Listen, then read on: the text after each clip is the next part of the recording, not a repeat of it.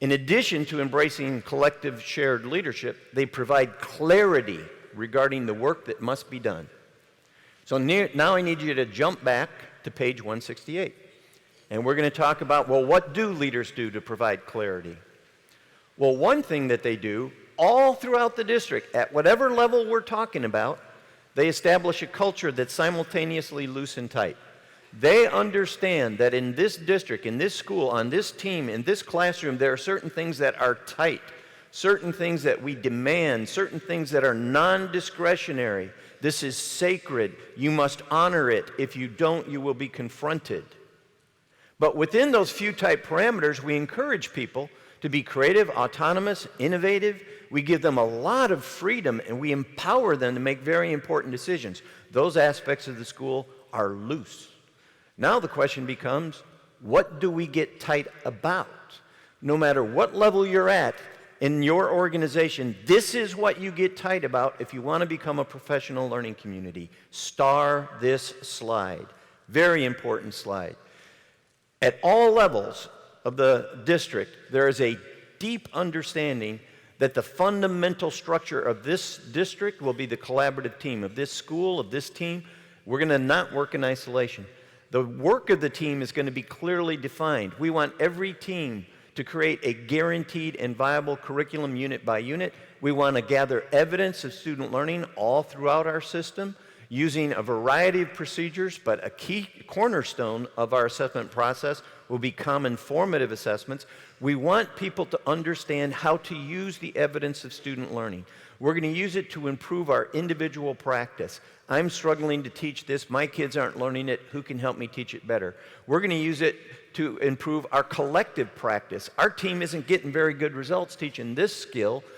What do we need to learn as a team in order to teach it better?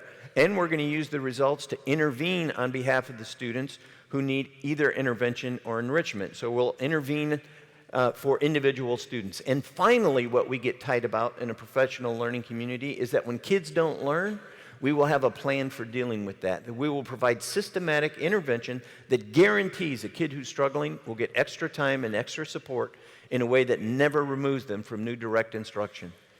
Now, that's one thing that we do. We get tight about certain things and we clarify what we're tight about.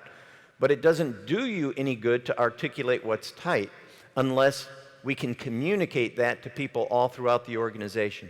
We communicate what's tight, and according to Lencioni, the key to effective communication is redundancy.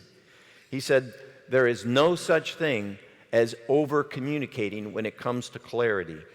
Steve Pierce is a principal in Illinois who's taken 2 different schools to the highest achievement levels ever in the history of the school in his first year of the principalship in both schools. Here's what he has to say about quality communication. I have to constantly provide clarity.